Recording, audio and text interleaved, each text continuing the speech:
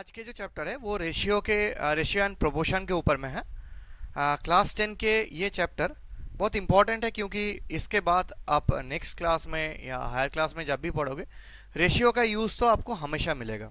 कोई भी competitive exam में आप जा रहे हो उसके लिए भी आपको ज़रूरी होगा। तो रेशियो एंड प्रोपोर्शन ये एरिथमेटिक के बेसिक्स है, इसको आपको बहुत अच्छे से समझना चाहिए। और ये चैप्टर बिल्कुल आसान है, बाकी चैप्टरों के जैसे हैं, बहुत आसान सी चैप्टर है क्योंकि इसका प्रैक्टिकल एप्लीकेशन खूब है। तो आप पूछोगे कि सर इसका प्रैक्टिकल एप्लीकेशन क्या है जहाँ पे हमें इसका हमेशा ज़रूरी होता है। देखो, आपको सबको पता है KFC के बारे में तो आप सबने सुने होंगे। इसमें इंपॉर्टेंट बात यह है कि आप जितनी भी KFC के सेंटर में जाओगे, चाहे आप नॉर्थ इंडिया में चले जाओ चाहे आप साउथ इंडिया में चले जाओ, इतनी दूर में कहीं पे भी आप जाओगे ना, तो KFC के जो पर्टिकुलर एक डिश है उसका टेस्ट हमेशा सेम रहता है। और ये जो टेस्ट है, ये टेस्ट हमेशा सेम होने के पीछे मेन रीज़न क्या है, ये चैप्टर। रेशियो बेसिकली क्या है, दो क्वांटिटी के कंपैरिजन है। कैसा दो क्वांटिटी? सेम टाइप के दो क्वांटिटी के कंपैरिजन को हम रेशियो बोलते हैं। जैसे मान लो अगर मैं आपको बोलूं कि मेरे पास 50 रुपीज़ है और आपके पास 100 रुपीज़ है, तो मैं आपको पूछूं कि मेरे पास जितना पैसा है और आपके पास जितना पैसा है, इनका रेशियो क्या होगा, तो आप क्या बोलोगे? सर इट इज 50 रेशियो 100, यही आप बोलोगे, है ना। तो इतनी सिंपल है। सबसे पहला बात है कि रेशियो कैसे डिफाइन करते हैं, ये हमने ये देख लिया। तो आप एक चीज सोचो कि ये जो रेशियो है, ये रेशियो क्या होते हैं, हमेशा सिमिलर दो क्वांटिटी के कंपैरिजन होता है। इतना आपको समझ में आ गया, पहला बात। दूसरी बात है कि हम रेशियो में जब भी दो क्वांटिटी के बारे में, 2, 3, 4 कितनी भी क्वांटिटी हो सकते हैं, मगर वो सिमिलर क्वांटिटी होगा। दूसरी है वो सारे पॉजिटिव क्वांटिटी होगा। अगर वो पॉजिटिव क्वांटिटी है तो तभी हम उसको कंपेयर कर पाएंगे। क्लियर हो गया? एक एग्जांपल से हम इसको समझते हैं।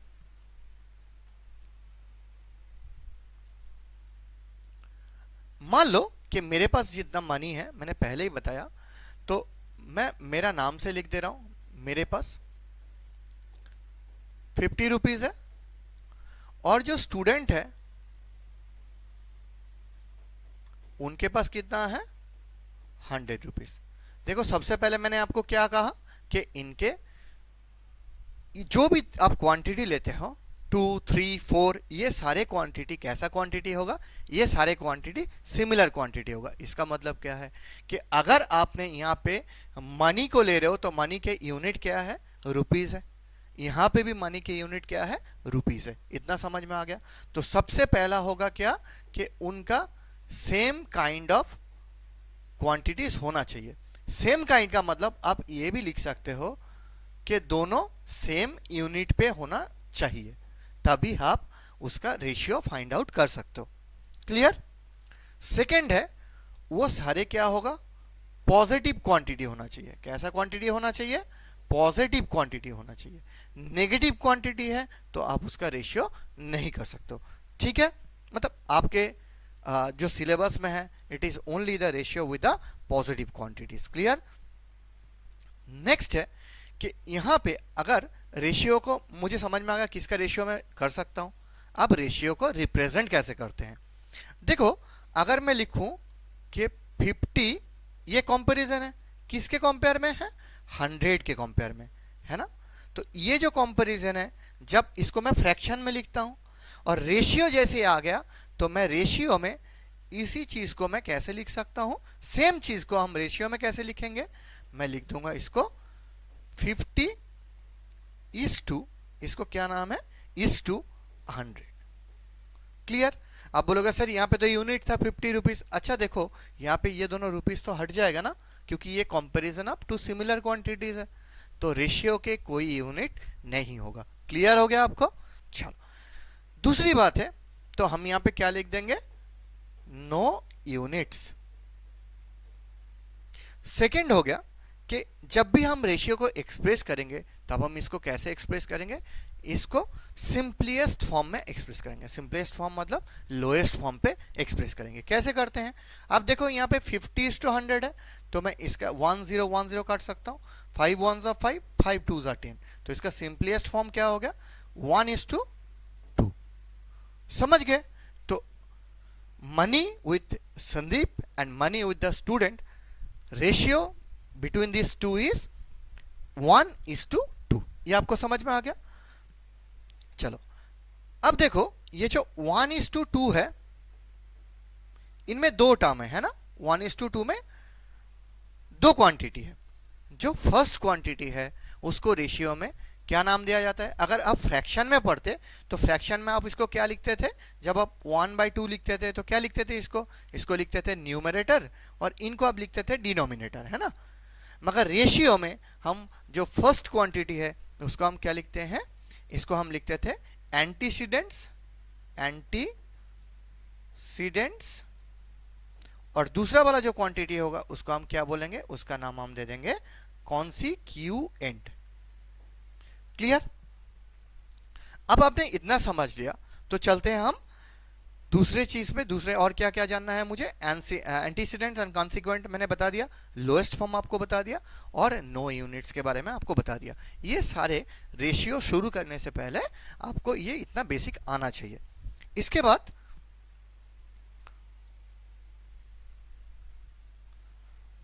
आपने एक चीज देख लिया कि आपके पास जितना पैसा था और मेरे पास money with you and money with me, इन दोनों का रेशियो था। इन दोनों का रेशियो क्या हुआ, अब मैं शॉर्ट में लिख रहा हूं। हाँ, आप एक चीज सोचो कि संदीप को मैं एस से लिखता हूं और स्टूडेंट को मैं एस टी से डिनोट करता हूं। हाँ, इन दोनों के पास जितनी मनी था उनका रेशियो क्या हो गया, 1:2। तो अगर मैं बोलूं कि आप इसको लिख के दिखाओ तो क्या लिखोगे आप इसमें लिखोगे money with Sandeep is to money with the student 1:2 है। अब देखो इसमें जो मेरे पास ये एंटीसीडेंट है, दैट मीन्स फर्स्ट टर्म है, वो फर्स्ट टर्म किसके मनी को शो करते हैं, it shows the money with Sandeep, and the second term it shows the money with the students. ये दोनों कभी भी चेंज नहीं हो सकता। इसका मतलब क्या है कि अगर आप यहाँ पे संदीप को डिनोट कर रहे हो तो फर्स्ट टर्म पे कौन आएगा, आपके 1 आएगा, और स्टूडेंट के हिस्से में जितना रेशियो था दैट इज 2, ऑलवेज वो स्टूडेंट के नीचे आएगा। इसका मतलब अगर मैं लिखूं कि संदीप इज टू स्टूडेंट और रेशियो स्टूडेंट इक्वल टू, मैं लिख सकता हूं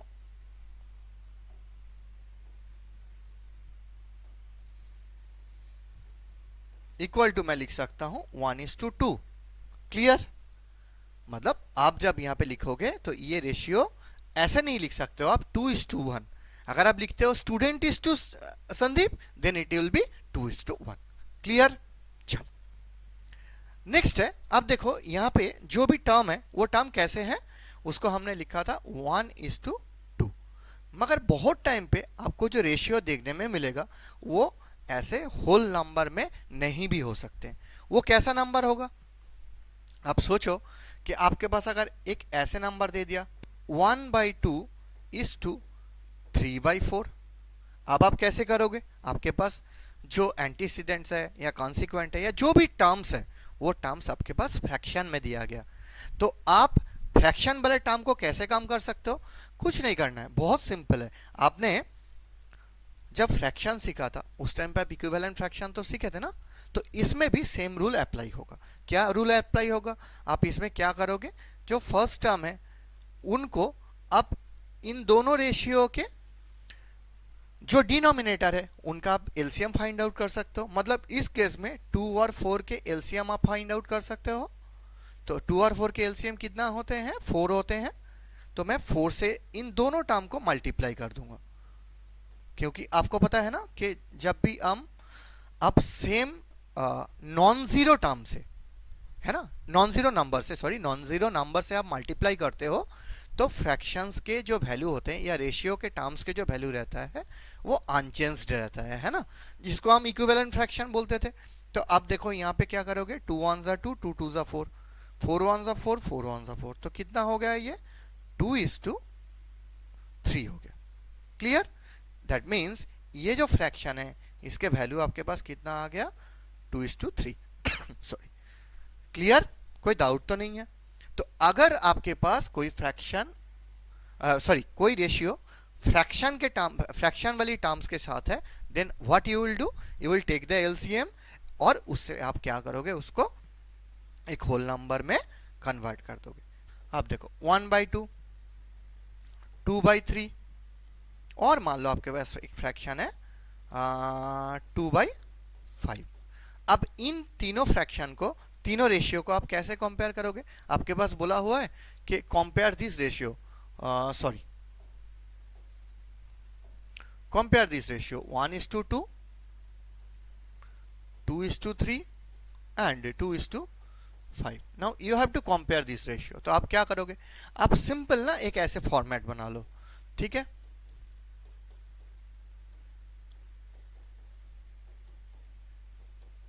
बना लिया आपने? अब क्या करो, आपके पास जो भी डिनोमिनेटर है 2, 3 और 5, आपके पास इनका एलसीएम क्या हो जाएगा बताओ?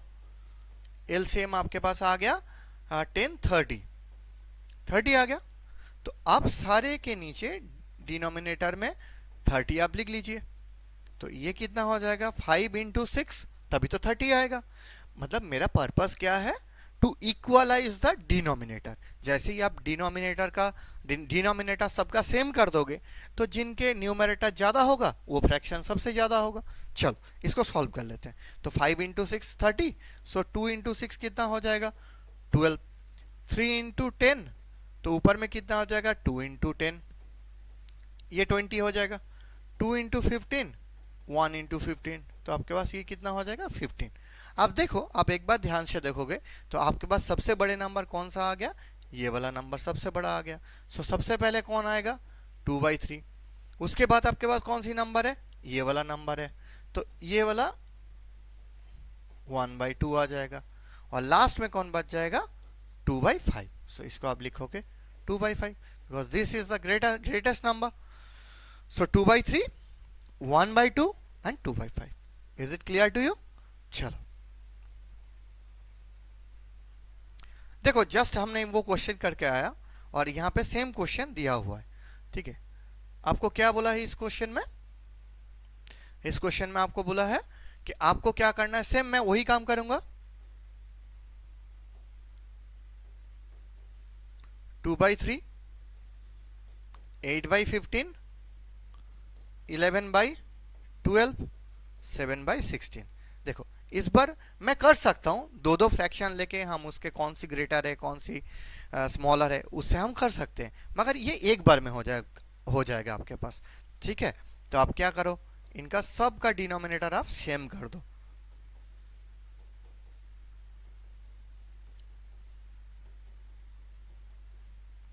आपके पास क्या आ गया, 3 आ गया, 15 आ गया, 12 आ गया, 16 आ गया।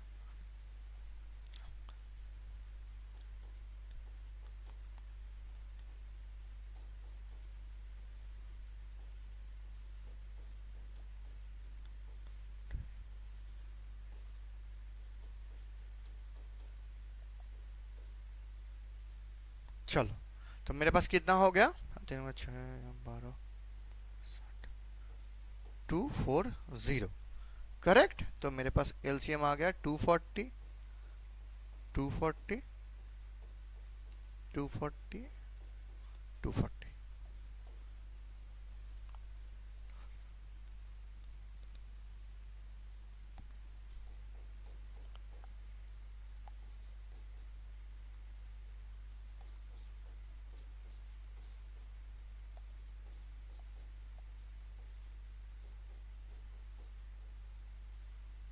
तो ये कितना हो जाएगा 15 इंटू, अब कितना करोगे, ओके 16, 18 टू ये 16 हो जाएगा। तो आपके पास कितना हो गया 128, ये कितना हो जाएगा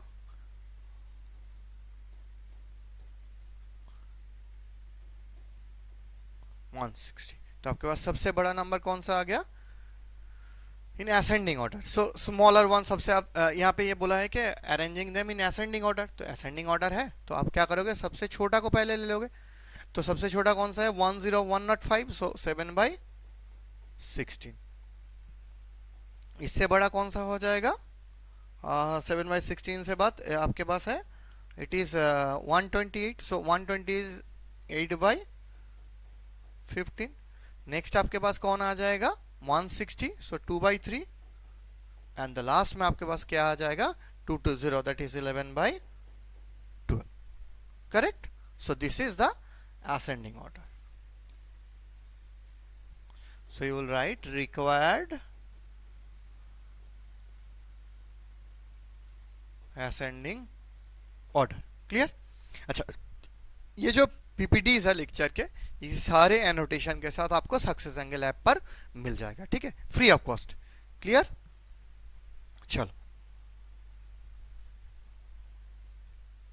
ये बहुत ही इंपॉर्टेंट कुछ रिलेशंस है जिनमें हम देखेंगे टाइप ऑफ रेशियोज, ठीक है, क्या क्या टाइप के रेशियो आपके पास आते हैं।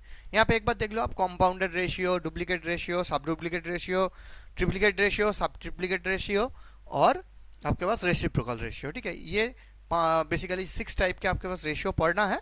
ये हम एक एक प्रॉब्लम के साथ समझते हैं, ठीक है। चलो,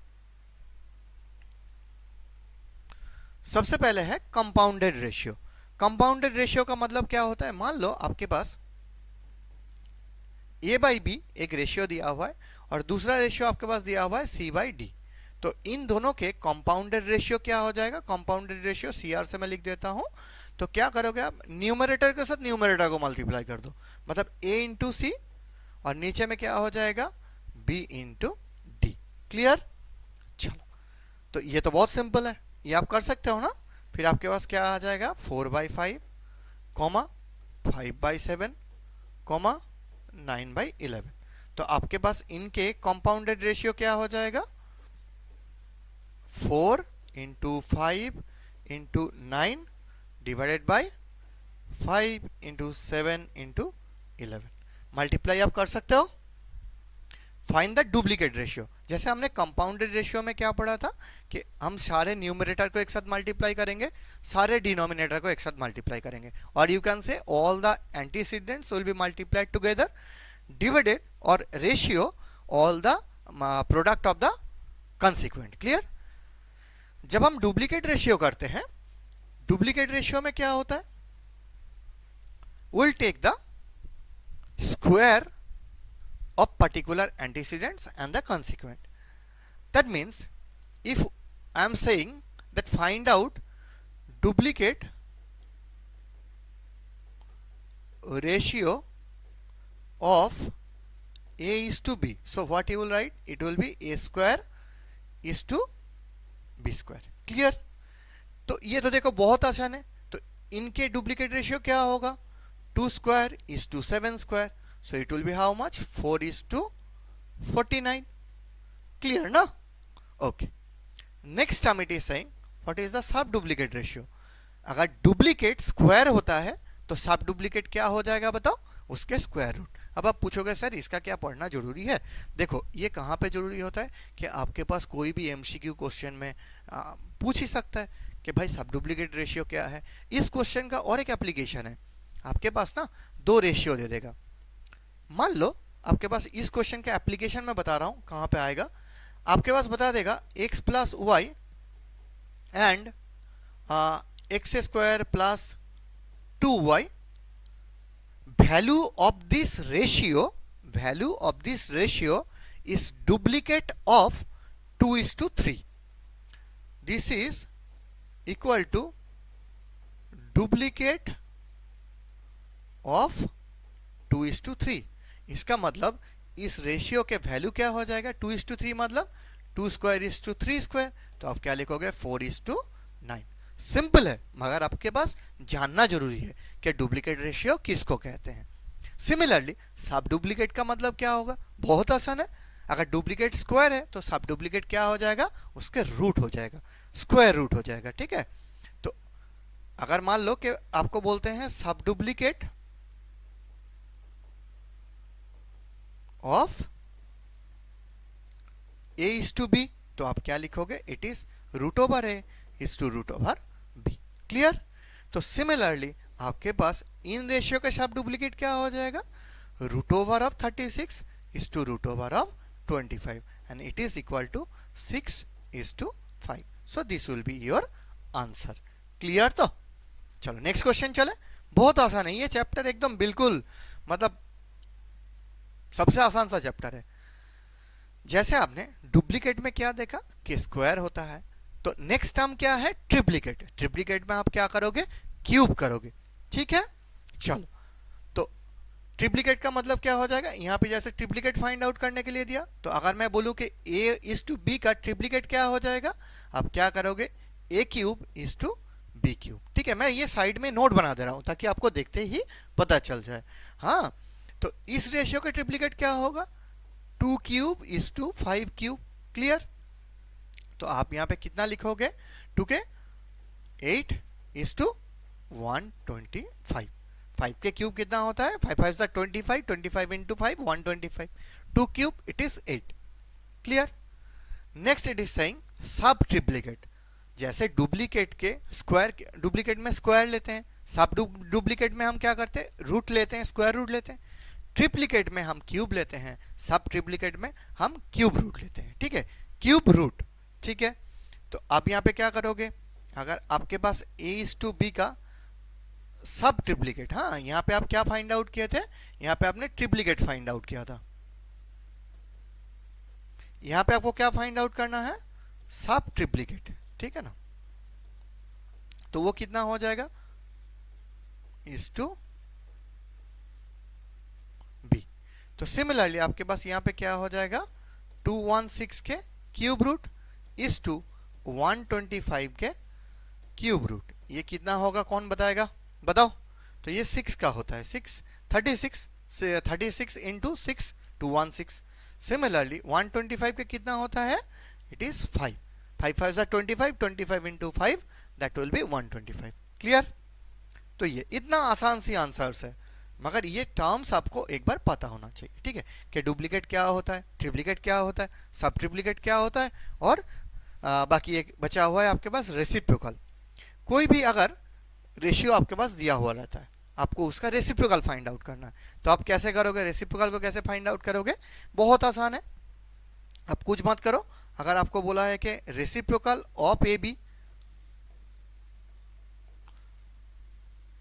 आसान है ना, आपने किया था ना, ए बी को आप क्या लिखते थे, ए बाई बी लिखते थे, तो आप यहां पे क्या लिखोगे, रेसिप्रोकल ऑफ ए बी क्या हो जाएगा, नहीं मतलब मैं बोल रहा हूं इसको आप ए बाई बी लिख सकते हो ना, तो रेसिप्रोकल के टाइम पे आप क्या करते थे, आप उल्टा कर देते थे, अब लिखते थे बी बाई ए, तो ये क्या हो जाएगा, बी बाई ए, और you can write it as B is to ए।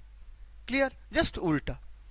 अब देखो यहां पे कि एप्लीकेशन दे दिया छोटा सा, आपके पास बोला है 1/9 इज टू 2 इनके रेसिप्रोकल, तो ये कितना हो जाएगा, आप क्या लिखोगे, 1/9 ऊपर में है, डिवाइडेड बाई 2 है आपके पास, तो आप उल्टा करते हो, तो उल्टा में क्या कर दोगे आप, इसको हटा देते हैं, बहुत आसान है। तो आपके पास पहले क्या आ जाएगा, आपके पास आ जाएगा 2 पहले आ जाएगा, एंटीसीडेंट में 2 आ गया, और कंसिक्वेंट में आपके पास 1/9 आ गया, तो आप इसको लिख सकते हो ना 2/1/9, तो आप इसको ये भी लिख सकते हो 2 डिवाइडेड बाई 1/9, जिसको आप लिख सकते हो 2 into 9/1, so it is equal two by 1, तो आप इसको अल्टीमेट क्या लिख सकते हो, 18:1। सबको समझ में आ गया, कोई डाउट तो नहीं है। देखो मैंने क्या किया, 2 डिवाइडेड बाई 9 था, तो मैंने क्या किया, 9 को रेसिप्रोकल ले लिया, तो आपके पास क्या हो गया, जब हम मल्टीप्लाई करते रेसिप्रोकल लेते हैं, तो आपके पास ऊपर में क्या आ गया, 18 divided by 1 that is 18:1। Clear ना। तो तो ये इंपॉर्टेंट क्वेश्चन है एक, ठीक है ना, इसको याद रखना। चलते हैं नेक्स्ट क्वेश्चन में। Next question what it is saying, ये कंटिन्यूअस आपको कुछ रेशियो दे दिया और उस रेशियो से आपको क्या फाइंड आउट करना है, एक लास्ट रेशियो आपको फाइंड आउट करने के लिए बोला है, ठीक है। तो आप कैसे कर सकते हो, देखो आपके पास दिया हुआ है a बाई बी, पहले आपके पास a इज टू बी दिया हुआ है, तो उसको आप लिख सकते हो ना a by B equal to 2/3, है ना। b इज टू c, ये कितना दिया हुआ है 4/5, c इज टू d कितना दिया हुआ है आपके पास 6/7, ये दिया हुआ है आपके पास। तो आप लिखो ना, ऐसे लिख लो a बाई बी, मैं लेफ्ट हैंड साइड को सबको एक साथ मल्टीप्लाई कर दे रहा हूं, कर सकता हूं, ठीक है। तो मैं a by B, b by C, c by D लिख लिया मैंने। और यहां पे मैं क्या लिखूंगा 2/3, 4/5, 6/7। तो आप क्या करोगे, आप इसको कैंसिल कर दो, तो आपके पास क्या बच गया इस साइड में a बाई डी, है ना। और यहां पे क्या बचा हुआ है आपके पास 3 1 3, 3 2 6, तो ऊपर में बच गया 2 2 4, 4 4 16, और नीचे कितना बच गया 35। तो आप क्या लिखोगे a is to D equal to 16 is to 35। Clear है। चलो नेक्स्ट क्वेश्चन में हम चलते हैं। It is saying 3a is to 4b equal to 6c। बहुत आसान सा क्वेश्चन है। आप जैसे ही मैंने ना इस क्वेश्चन में सारे टाइप के रेशियो के पार्ट 1 पे मैंने बहुत सारा क्वेश्चन दिया और सारे अलग अलग टाइप के क्वेश्चंस मैंने दे दिया। ये करने के बाद आपको कुछ भी और एक्स्ट्रा टाइप के क्वेश्चन करने का जरूरी नहीं है। आप इनको अच्छा से सॉल्व करो, आपसे रेशियो के जितनी क्वेश्चन आएगा वो सारे क्वेश्चन आप कर सकोगे, कोई दिक्कत नहीं। जस्ट आप इसको सोचना और अच्छा से करना, ठीक है। देखो यहाँ पे क्या दिया हुआ है, आपको a is to B is to C find out करना है। तो आपके पास देखो दिया हुआ है 3a equal to 4b equal to 6c। मैं पहले ना कोई भी आपको रेशियो फाइंड आउट करने के लिए बोलते, जैसे लास्ट क्वेश्चन में आपको a is to D find out करने के लिए बोले थे, तो आपने क्या किए थे, आपने कंटिन्यू देखो इस क्वेश्चन में क्या किया, आपने कोशिश किया कि आपके पास a by B, b by c और c बाई डी, आपने ऐसे क्यों लिखा था, क्योंकि आपको इनमें से एलिमिनेट करना था जो एक्स्ट्रा था। तो आपने क्या किया था, आपने सारे रेशियो को इक्वलाइज कर लिया था, है ना। देखो यहाँ पे b भी कट गया, c कट गया, और आपने लास्ट में आंसर फाइंड आउट कर लिया।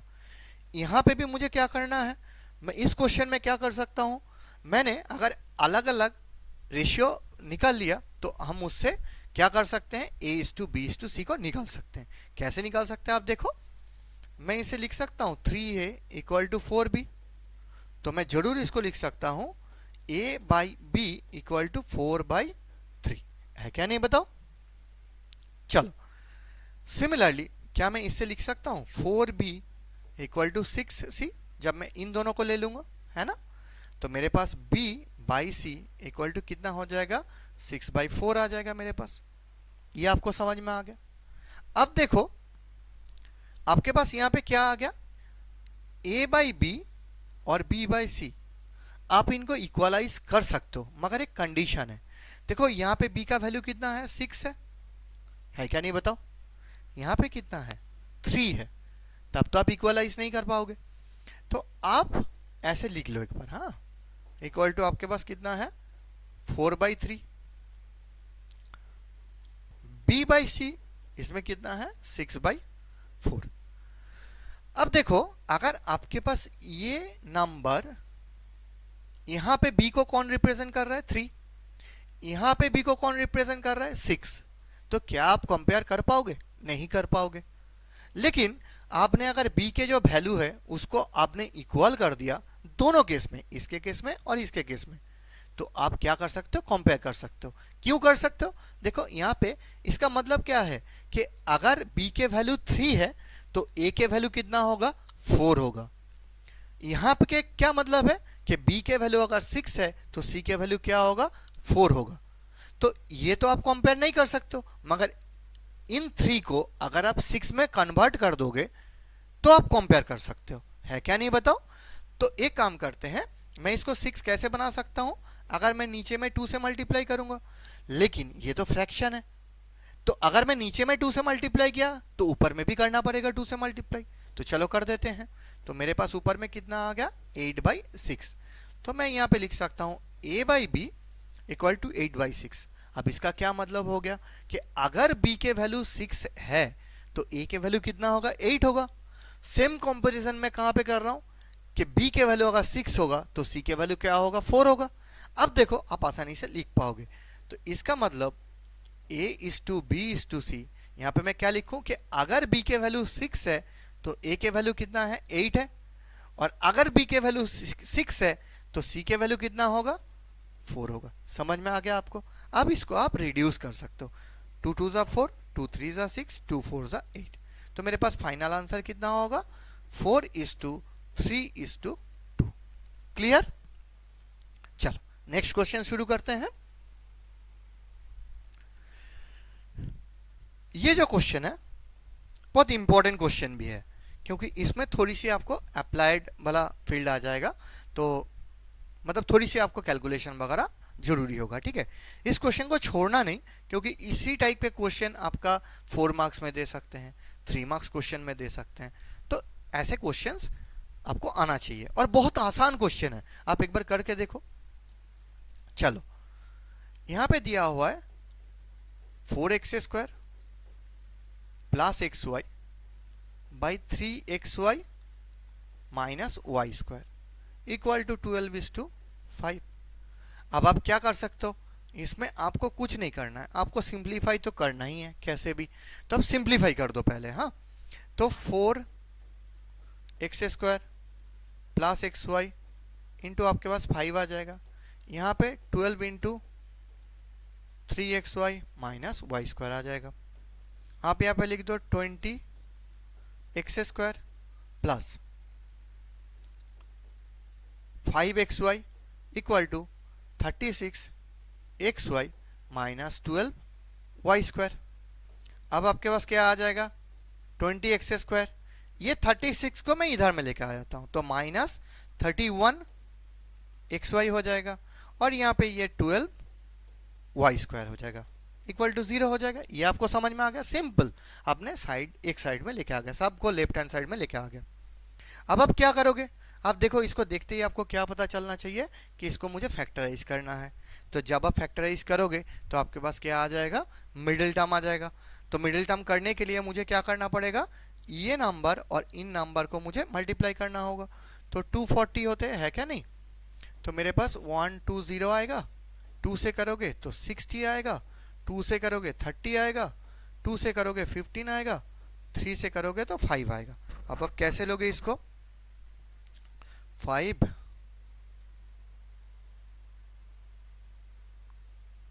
देखो इसको मैं 15 और 16 में लेता हूं, तो देखो ये 31 आ रहा है क्या नहीं।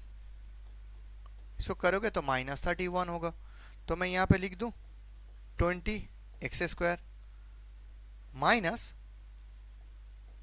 15xy minus 16xy plus 12y²। ये तो मैं लिख सकता हूं।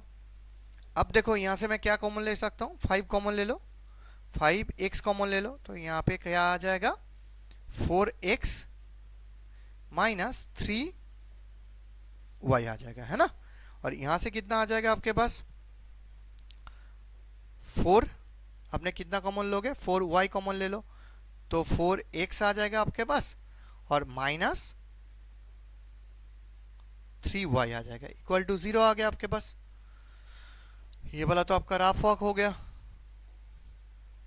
अब मैं इसको इस साइड में लिख देता हूं, मेरे पास क्या है, 4x minus 3y into 5x minus 4y, this is equal to 0 आ जाएगा। अब आपको पता है this is a product of two quantities, so either of them will be 0। So either, मैं ये पूरा लिख नहीं रहा हूं, तो मैं यहां पे क्या लिखूं, 4x minus 3y equal to 0, और 5x minus 4y equal to 0 होगा, है क्या नहीं? तो इससे आप क्या लिख सकते हो, 4x इक्वल टू 3y। यहाँ पे क्या लिख सकते हो, 5x इक्वल टू 4y। तो यहाँ पे x by Y equal to 3/4। यहाँ पे x बाई वाई का वैल्यू कितना आ जाएगा, 4/5। क्लियर आपके पास? तो देखो यहाँ पे x बाई वाई का वैल्यू आ गया, यहाँ पे भी x बाई वाई के वैल्यू आ गया। अब x बाई वाई का वैल्यू मतलब x इज टू वाई आ गया। अब आप क्या कर सकते हो, इस x इज टू वाई को आप ये जो दिया हुआ है इसमें आप पुट कर सकते हो, ठीक है? तो x plus 2y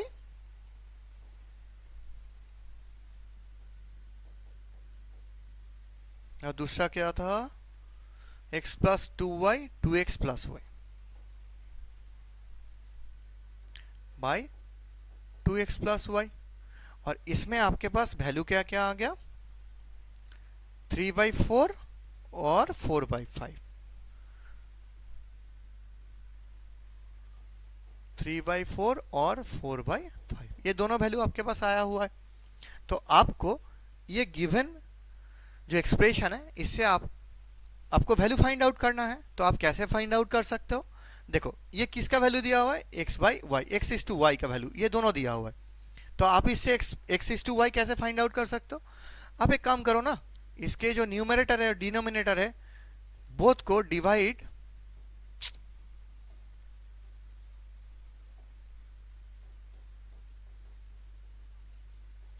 numerator and denominator by Y, Y से आप डिवाइड कर दो तो आपके पास क्या हो जाएगा, x plus 2y by Y divided by आपके पास 2x plus Y by Y. तो आपके पास ऊपर में कितना आ जाएगा, x बाई वाई प्लस 2 और नीचे में आपके पास क्या आ जाएगा, 2x बाई वाई प्लस 1, है क्या नहीं? तो यहाँ पे आपके पास दो चीज हो जाएगा, है ना? यहाँ पे आप क्या लिखोगे, putting x by Y equal to 3/4। तो आपके पास कितना आ जाएगा, 3/4 प्लस 2, नीचे में आपके पास क्या आ जाएगा, 2 इंटू 3/4 प्लस 1। तो आप कितना लिखोगे, 4 2 ज़ा 8, 8 प्लस 3 11/4, है ना? और नीचे में आपके पास कितना आ जाएगा, 4 1 ज़ा 4, 3 2 ज़ा 6।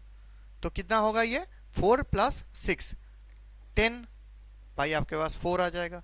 तो आप इसको कितना लिख दोगे, अब इसको लिखोगे 11/10 आ जाएगा, है क्या नहीं?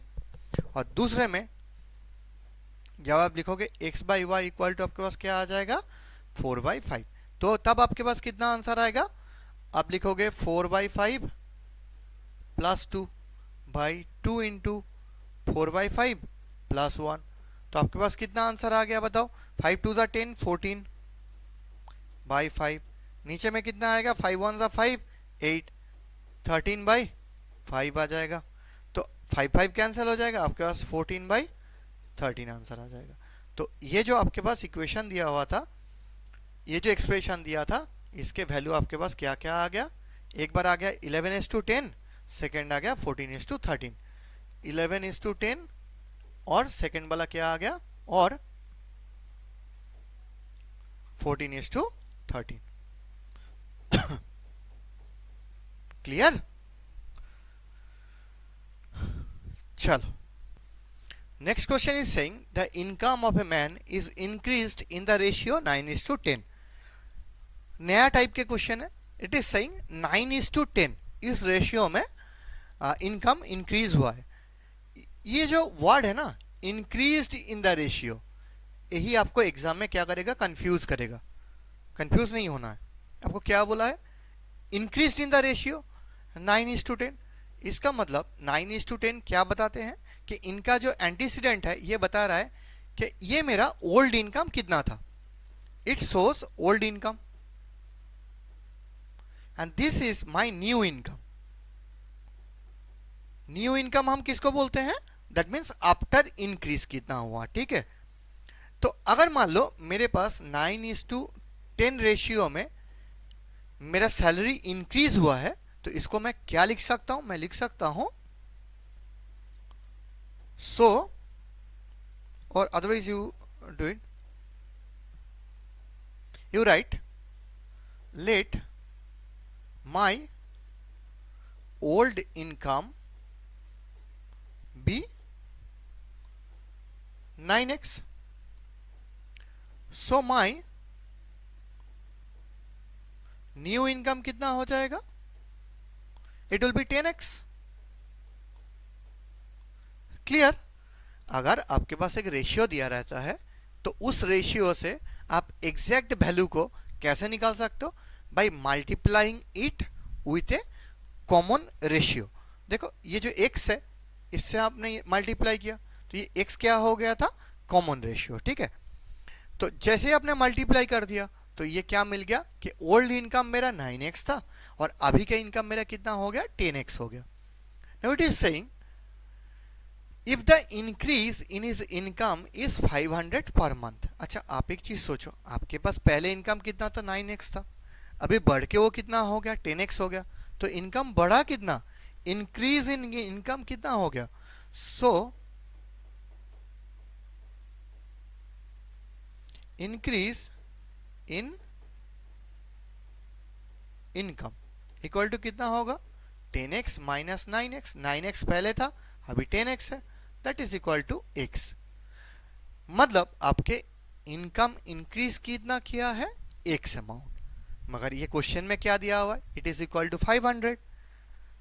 दैट मीन्स मैं लिख सकता हूं कि x equal to 500. Clear? Now it is asking find his new income. मगर इस क्वेश्चन से आपके पास न्यू इनकम आपने कितना कंसीडर किया था? It is 10x, but you know the value of x, so I can just multiply it. So I will write, so my new income equal to 10x and I know the value of x, so it is x into 10 into 500. So how much it will be? It will be equal to 5000. Clear? So this is your answer. Go to the next question. Next question बहुत interesting question है. Same type के question, मतलब same type नहीं, यहाँ पे reduction के बात किया हुआ है. वहाँ पे मैंने क्या बताया था कि आपके जो इनकम है वो इंक्रीज किया हुआ है इन द रेशियो 9:10. मतलब पहले अगर 9x था, अभी कितना हो गया बढ़ के? वो 10x हो गया. गैप कितना है? 10x minus 9x. ये क्वेश्चन को एक बार आप पढ़ो. दिया हुआ है Sakshi reduces her weight in the ratio 7:4. That means जब से 7:4 बोला है, what does it mean? That means her previous weight was 7x. Now it is how much? Now it is 4x. So what was the reduction? 7x minus 4x. So it is equal to 3x. Clear? So यहाँ पे मैं लिख सकता हूँ कि reduces her weight 7:4. So previous weight of Sakshi equal to 7x and present weight is how much?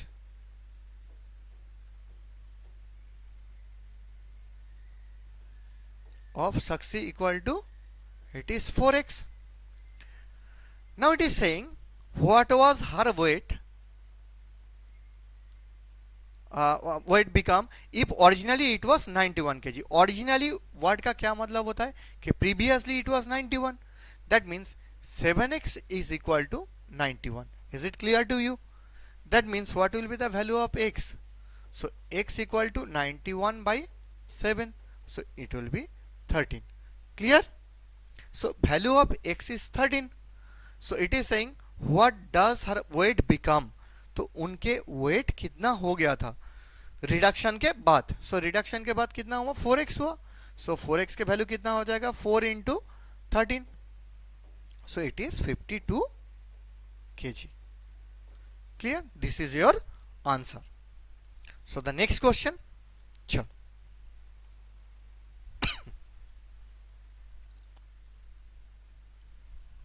ये बहुत अच्छा क्वेश्चन है, सारे सिमिलर टाइप के हैं.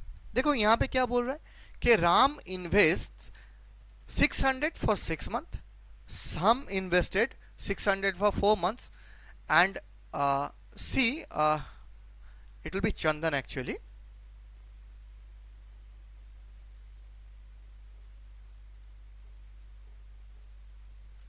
Chandan rupees 400 for 3 months. If they together earn 3000, find the share of each. आप एक चीज सोचो कि जब भी आपको कोई प्रॉफिट होता है, वो प्रॉफिट किसके हिसाब से डिस्ट्रीब्यूट होते हैं? वो आपके कितना अमाउंट इन्वेस्टेड है उसके हिसाब से होते हैं. अब देखो यहाँ पे अमाउंट तो ठीक है, मगर उनके साथ में मंथ्स भी जोड़ दिया.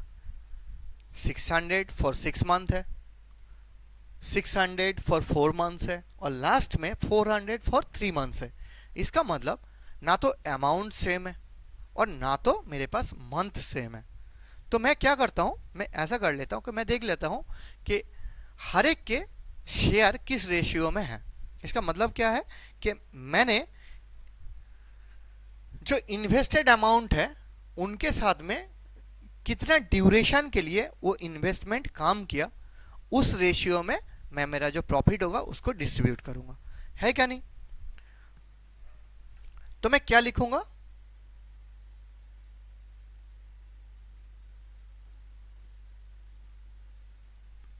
इसको मैं लिख देता हूं शेयर ऑफ राम. राम ने क्या किया? 600 रुपीज था, उसको कुछ दिन के लिए इन्वेस्ट किया, तो amount multiplied by time gives me the share. तो शेयर ऑफ राम कितना हो जाएगा? It will B 600 into 6. Similarly share of Shyam कितना हो जाएगा? It will B 600 into for 4 months. ये सारे मंथ्स में है. हाँ, मंथ्स. एंड शेयर ऑफ चंदन कितना हो जाएगा? उन्होंने 400 रुपीज को 3 मंथ्स के लिए इन्वेस्ट किया. तो मैं इनको क्या नहीं करता हूं, मैं मंथ्स को ईयर में कन्वर्ट कर लेता हूं. आसान हो जाएगा मेरे लिए.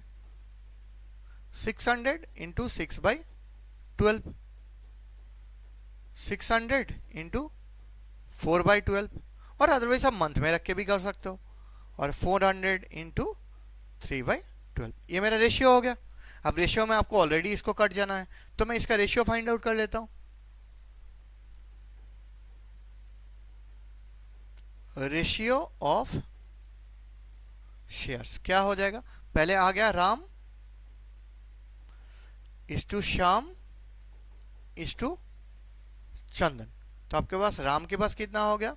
600 इंटू 6/12 इज टू 600 इंटू 4/12, और लास्ट में के पास आपके पास कितना आ गया? 400 इंटू 3/12. तो अब सबसे पहले क्या करो, यहां पे सारे जीरो को हटा दो.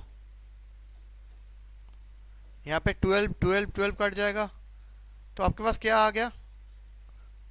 6 into 6 is to 6 into 4, 4 into 3. तब 2 से कट सकते हो. 2 3 जा 6, 2 3 जा 6, 2 2 जा सॉरी 2 2 जा 4.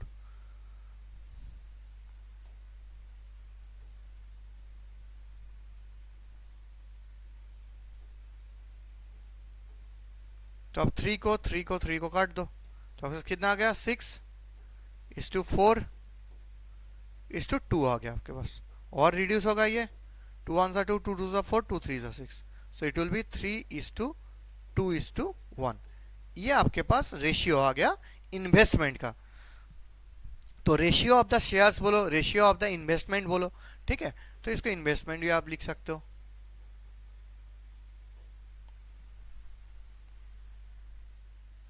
ठीक है, समझ में आ गया? तो इन्वेस्टमेंट के रेशियो कितना हो गया? जो प्रॉफिट है वो डिस्ट्रीब्यूट कैसे होगा? According to the investment of the share holders. ठीक है, तो चलो अब हम क्या करते हैं, अब देखते हैं कि ये जो 3000 है ये किस रेशियो में डिवाइड होगा? 3:2:1. तो मैं नेक्स्ट पेज में चला जाता हूं.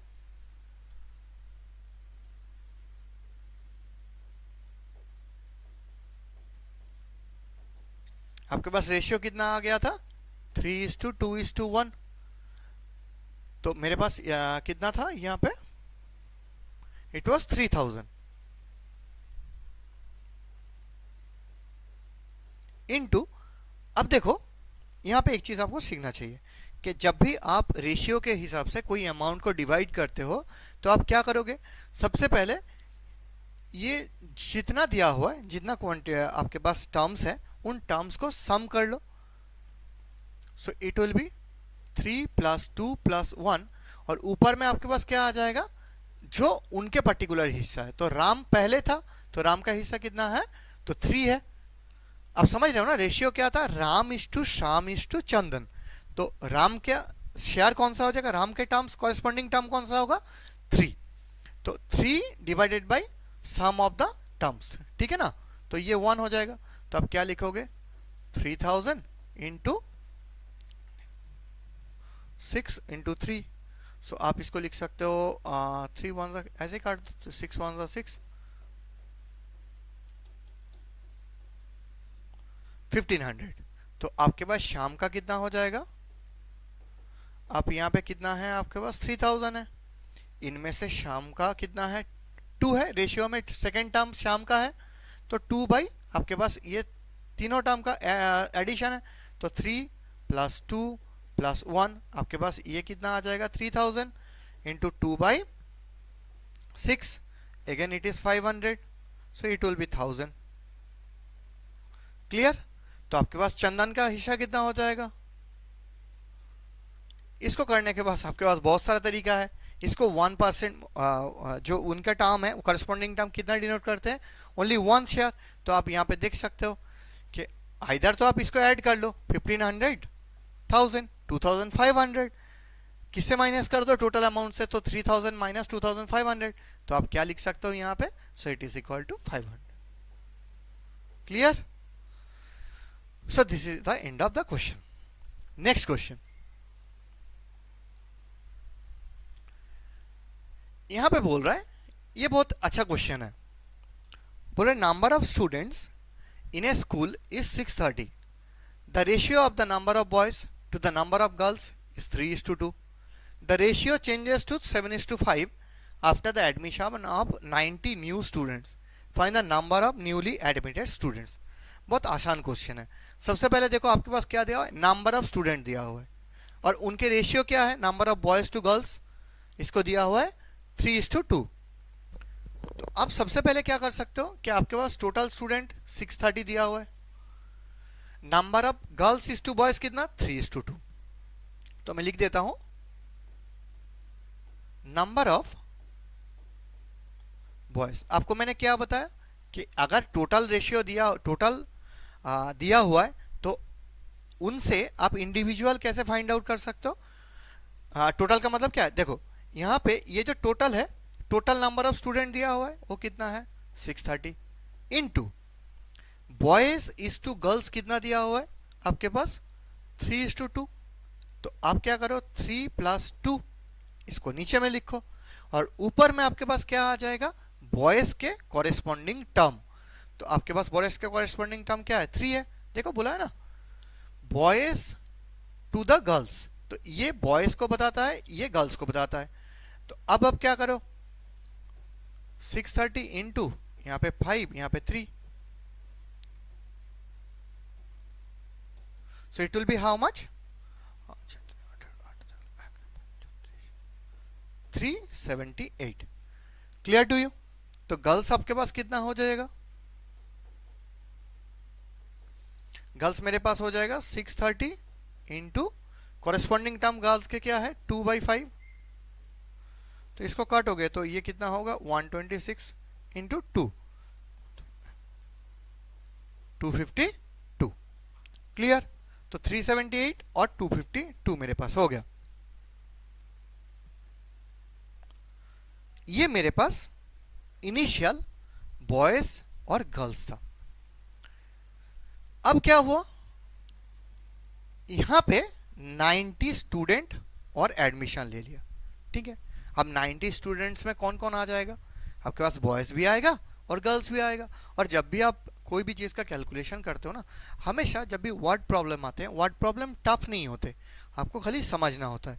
तो आप एक लाइन करके पढ़ो, उसको समझो क्या कहना चाहता है, उसके बाद आप सेकेंड लाइन में जाओ. समझ में आ गया. अब ये क्या बोल रहे हैं, बोल रहे हैं कि रेशियो चेंजेस टू 7:5। कब?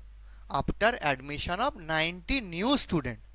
अब जो 90 स्टूडेंट आया, अब बताओ उसमें बॉयज भी होगा गर्ल्स भी होगा, but I don't know what the number exactly is. तो मैं क्या करूंगा, let new boys admitted equal to X. 90 में से मैंने क्या सोचा कि न्यू बॉयज कितना आया, एक्स आया, तो न्यू गर्ल्स के नंबर कितना हो जाएगा, 90 माइनस एक्स। कोई डाउट नहीं है, क्लियर। अब बताओ कि आपके पास अभी presently total number of boys कितना हो गया। सो मैं लिखूंगा, so at present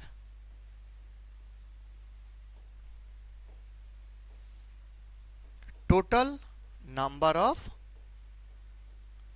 boys equal to कितना होगा। आपके पास पहले बॉयज कितना था, 378, प्लस अभी न्यू एडमिशन कितना हुआ boys, it is x. Similarly at present total number of girls कितना हो जाएगा। आपके पास पहले कितना था, 252, और अभी नया एडमिशन कितना हुआ, 90 माइनस एक्स। क्लियर। इसको थोड़ा सिंप्लीफाई कर लेते हैं, तो 342 माइनस एक्स, ये समझ में आ गया आपको।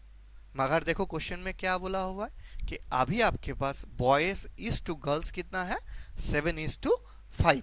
तो मैं क्या करूंगा, मैं this is to this ratio मैं क्या लिखूंगा, 7:5। तो मेरे पास क्या आ जाएगा, 378।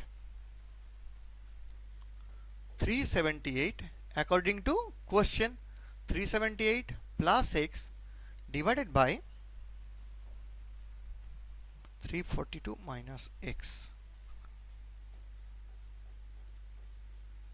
इक्वल टू मेरे पास आएगा 7:5। ये दिया हुआ है, नया रेशियो है ना। तो मैं इसको सॉल्व कर लेता हूं।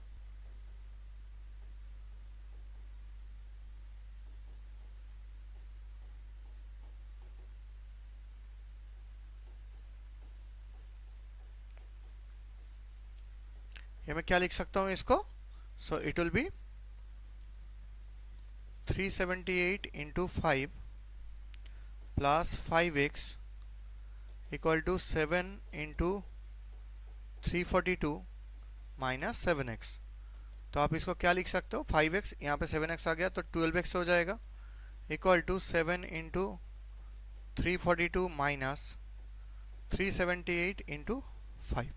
अब हम देख लेते हैं कितना होता है, 342 into 7,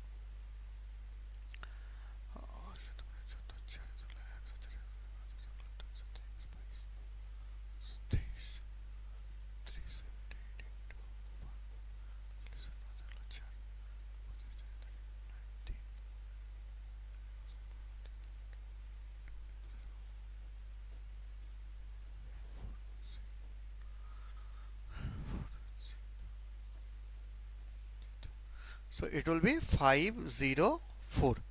So what will be the value of x, 504 divided by 12, so 40 और 24। सो x के वैल्यू आपके पास कितना आ गया, 42 आ गया x के वैल्यू। क्लियर। तो यहाँ पे क्वेश्चन में क्या पूछा था, find the number of newly admitted boys. So it is newly admitted boys. तो न्यूली एडमिटेड बॉयज कौन था, न्यू बॉयज एडमिटेड x था। So this is equal to 42. So this will be your final answer. Clear? चलो next question. Next question भी बहुत अच्छा question है. It is saying the work done by x minus 2 men in 4x plus 1 days and the work done by 4x plus 1 men in 2x minus 3 days are in the ratio 3:8। अच्छा, ये question थोड़ा सा वैसा वाला question था थोड़ा सा बोल सकते हो आपके थोड़ी सी डिफिकल्ट क्वेश्चन है, मगर डिफिकल्ट तो वैसे है नहीं क्वेश्चन। देखो इसमें क्या बोल रहा है ना, इसको x-2 4x प्लस 1 ये सब देखे इस क्वेश्चन को थोड़ी सी टफ बना दिया। बाकी क्वेश्चन में कोई जान तो है नहीं। अगर मैं आपको बोलूं कि दो बंदा 3 दिन के लिए काम करता है, ये डेज है, ये मेन है, 2 men वर्क फॉर 3 days, क्या ये टफ है? बिल्कुल टफ नहीं है, ये हम सोच लेते हैं। तो यहां पे और पहले अब देखो सिंपल से पहले समझ लो, 2 men वर्क फॉर 3 days। तो अगर एक बंदा सेम अमाउंट, वहां पे जितना बंदा है वो अगर सारे बंदे सेम अमाउंट के काम एक दिन में करते हैं, तो एक बात बताओ कि ये जो अगर मान लो कि एक पर्सन 1 पर्सन एक दिन में 1 यूनिट काम करते हैं। क्या बोला मैंने? 1 person in 1 day can do 1 unit of work. तो आपके पास, मैं इसको लिख देता हूं, 1 पर्सन इन 1 डे कितना काम कर लेता है? 1 यूनिट। आप बोलोगे सर ये तो समझ में आ गया, 1 पर्सन 1 डे, एक दिन एक बंदा, ये समझ में आ गया। ये 1 यूनिट ऑफ वर्क क्या है? 1 यूनिट ऑफ वर्क क्या होता है कि आप कोई भी एक पर्टिकुलर काम को चुन लो। मान लो ये जो स्टूडियो है, इस स्टूडियो में मैं पढ़ा रहा हूं, तो ये स्टूडियो 1 स्टूडियो कंप्लीट करने को मैं एक काम बोलता हूं। तो इसका मतलब मान लो कि एक बंदा है, वो एक दिन में एक स्टूडियो बना देता है। समझ में आ गया? तो अगर वही एक बंदा 2 दिन काम करेगा तो कितना स्टूडियो बनाएगा? आप बोलोगे सर 2 स्टूडियो बनाएगा। सिमिलरली अगर मैं आपसे पूछा कि एक बंदा एक दिन में एक स्टूडियो बनाता है, तो सेम टाइप के 2 बंदा एक दिन में कितना स्टूडियो बनाएगा? 2 स्टूडियो बनाएगा, क्योंकि वो जो बंदा है वो सेम टाइप के काम करते हैं। ये आपको एज्यूम करना पड़ेगा। इतना समझ में आ गया? अब देखो आपके पास ये क्वेश्चन कितना आसान हो गया। यहां पे x-2 मेन है, तो मेन कितना है? x-2। कितना दिन उन्होंने काम किया? 4x plus 1। और मैंने आपको और एक चीज एज्यूम करने के लिए बोला था, वो क्या है कि एक बंदा एक दिन में सेम टाइप के काम करते हैं, और वो सेम टाइप के काम को हम कितनी काम सोचते हैं? 1 यूनिट। ये है 1 यूनिट काम। तो अगर x-2 मैंने इतना दिन के लिए काम किया, तो टोटल कितना काम कर देगा वो? Equal to 4x plus 1 into x-2। ये आपको समझ में आ गया? कोई डाउट तो नहीं है? सिमिलरली अगर मेरे पास work done by 4x plus 1, अब देखो सेकेंड केस में कितने बंदे हैं आपके पास? 4x प्लस 1 मेन है, और वो कितना दिन के लिए काम किया? 2x माइनस 3 डेज के लिए काम किया। तो उनका टोटल काम कितना हो जाएगा? सेम इनके जैसे 4x प्लस 1 2x माइनस 3। ये समझ में आया? कोई डाउट तो नहीं है? अच्छा, अगर डाउट है तो आपको मैं और थोड़ा सिंप्लीफाई कर देता हूं। 1 person 1 day 1 unit of work करते हैं। ये समझ में आ गया था आपको? 1 यूनिट में क्या आ जाएगा? मान लो 1 स्टूडियो बनाता है। ये बात आपको समझ में आ गया? अगर मैं बोलूं कि 1 पर्सन 2 डे कितना स्टूडियो बनाएगा? आप बोलोगे सर 1 इंटू 2, 2 स्टूडियो बनाएगा। अगर मैं बोलूं कि 2 बंदा है, 2 दिन कितना स्टूडियो बनाएगा? आप बोलोगे sir 2 into 2 equal to 4 studio बनाएगा। इसका मतलब मेरे पास जितनी पर्सन है, जितना डे है, उन दोनों को मैं अगर मल्टीप्लाई कर दिया तो मेरे पास क्या मिल जाएगा? मेरे पास टोटल वर्क मिल जाते हैं। समझ में आया? अगर इस कॉन्सेप्ट को आपने समझ गया, अब इसमें आपको कोई दिक्कत नहीं रहेगी। यहाँ पे कितनी मेन है? x-2 है, वो कितना दिन काम किया, 4x प्लस 1 डे के लिए काम किया। तो इन दोनों को मैं मल्टीप्लाई कर दिया तो टोटल वर्क मिल जाएगा। सिमिलरली अगर मैं इनको और इनको मल्टीप्लाई कर दिया तो मुझे सेकेंड केस का टोटल यूनिट ऑफ वर्क मिल जाएगा।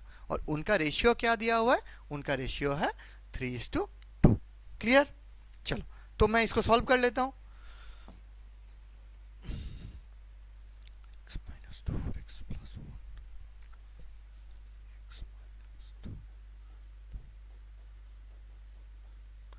इस टू मेरे पास दूसरा रेशियो क्या दिया हुआ है, 2x माइनस 3।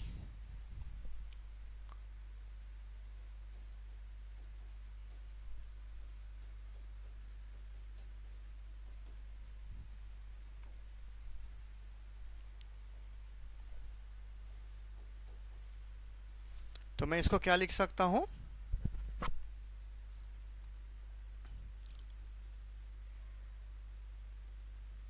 इसको मैं मल्टीप्लाई कर देता हूं सबसे पहले।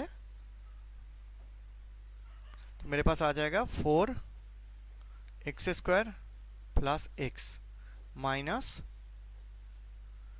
आपके पास आ जाएगा 8x आ जाएगा और माइनस 2 आ जाएगा। क्लियर? डिवाइडेड बाय, अरे सॉरी,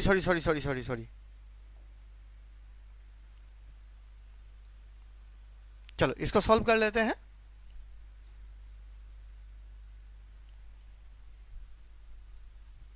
शुरू करते हैं।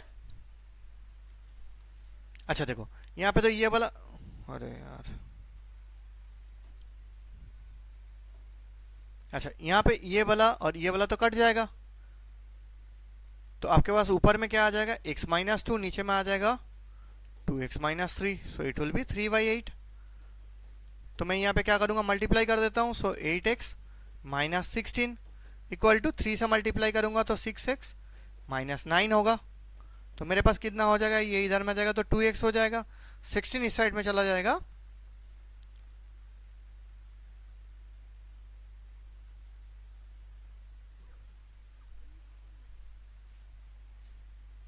सो मेरे पास क्या फाइंड आउट करना है,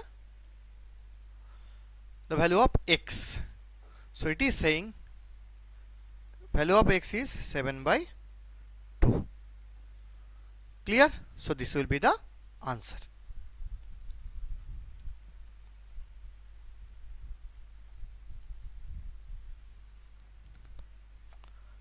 Now going to the last question.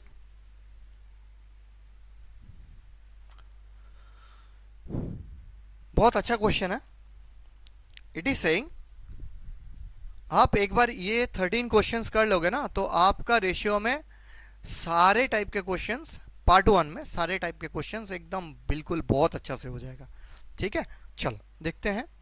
So it is saying monthly pocket money of Sanju and Satya are in the ratio 5:7। तो संजू इज टू सत्या है ना, तो ये क्या है, पॉकेट मनी है।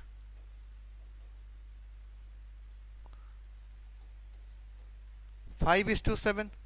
तो अगर संजू को 5x मिलेगा तो सत्या को कितना मिलेगा, 7x मिलेगा।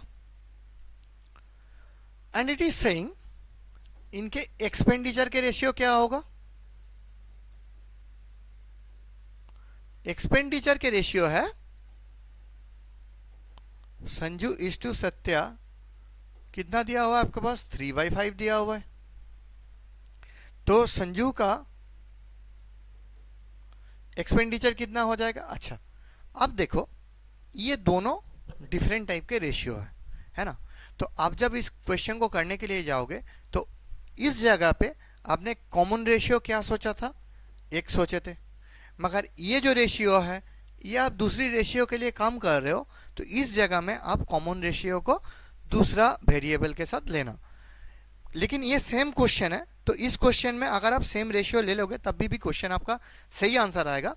मगर जैसे ही आपको दो रेशियो अलग अलग कंडीशन में दे देगा ना, तो it is better to take different variable for the common ratio. तो संजू का कितना हो जाएगा यहाँ पे, सपोज मैं यहाँ पे कॉमन रेशियो y ले लिया तो ये 3y हो जाएगा। सिमिलरली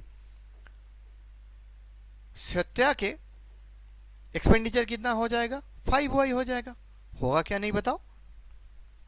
ठीक है, अब देखो यहाँ पे बोल रहा है इफ ईच सेव्स 80 रुपीज, इसका मतलब क्या है कि संजू का सेविंग कितना होगा।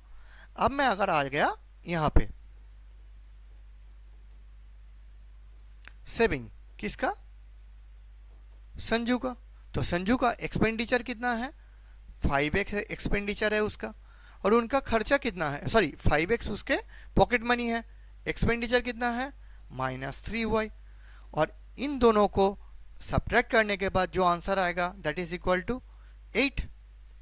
सत्या का कितना होगा, सत्या का पॉकेट मनी कितना है 7x है, उसका एक्सपेंडिचर कितना होता है 5y होता है, और ये इक्वल टू कितना होगा 80 होगा, है क्या नहीं। नाउ इट इज आस्किंग कि इनके फाइंड देयर पॉकेट मनी। ठीक है, अब आप क्या कर सकते हो, यहां पे देखो बहुत आसान है, आप इसको इन दोनों को इक्वल कर दो, 5x minus 3y equal to क्या लिख सकते हो, यहाँ पे 80 है, यहाँ पे 80 है, तो आप यहाँ पे क्या लिख सकते हो 7x minus 5y, this equal to this, है क्या नहीं। तो आप यहाँ पे क्या लिख सकते हो कि यहाँ पे 5 को लेके आ जाओ, तो 5y माइनस 3y 2y होगा, equal to 7x minus 5x, तो कितना हो जाएगा 7x माइनस 5x होगा तो 2x होगा। So x is to y equal to कितना होगा 1:1 हो जाएगा। That means you can say x equal to y, है क्या नहीं बताओ। अगर x इक्वल टू y आपके पास आ गया तो आप क्या कर सकते हो, आप यहाँ पे लिखो कोई भी एक इक्वेशन, चलो इस इक्वेशन में मैं इसको पुट कर देता हूँ, तो 5x minus 3y equal to 80 दिया हुआ था, and you already know, already get it ना कि x इक्वल टू y, तो आप यहाँ पे पुट कर दो कि x के जगह में y पुट कर सकते हो, y के जगह में x कर दूँ, तो 5x माइनस 3y के जगह में मैं लिख देता हूँ 3x इक्वल टू 80, ब्रैकेट में लिख दो as x equal to y from equation, यहाँ पे आप एक इक्वेशन नंबर दे दो इसको, इक्वेशन 1। तो आप यहाँ पे क्या लिखोगे 2x equal to 80, so x के वैल्यू कितना हो जाएगा 40। क्लियर। तो आपने x को क्या सोचे थे, यहाँ पे कॉमन रेशियो, तो यहाँ पे क्या बोले हैं कि find there monthly pocket money, तो यहाँ पे पॉकेट मनी कितना हो जाएगा 5x और 7x था।